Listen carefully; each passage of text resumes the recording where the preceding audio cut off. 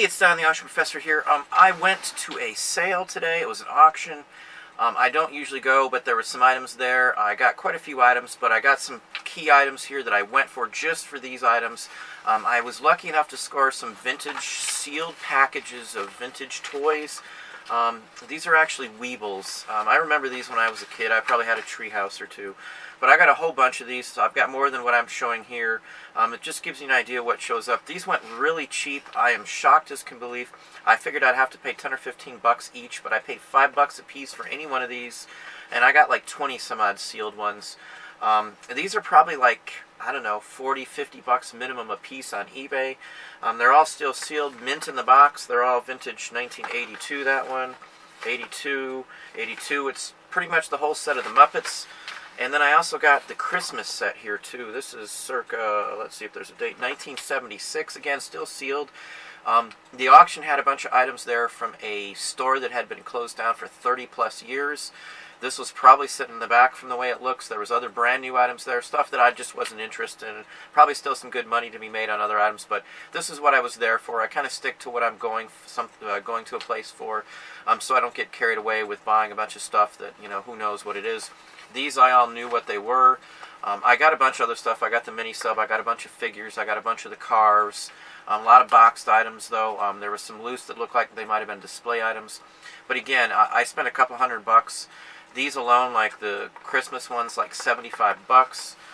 And I got a couple of these. So, I mean, all together, just in Weebles.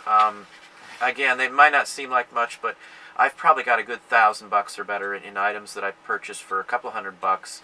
And that's just counting the Weebles. In that couple $100, I got a bunch of other stuff. I got more paper.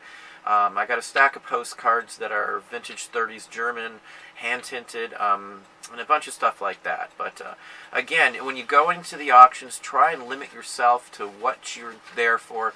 Don't go straying and buying a ton of stuff that you're not sure on and get into the auction fever.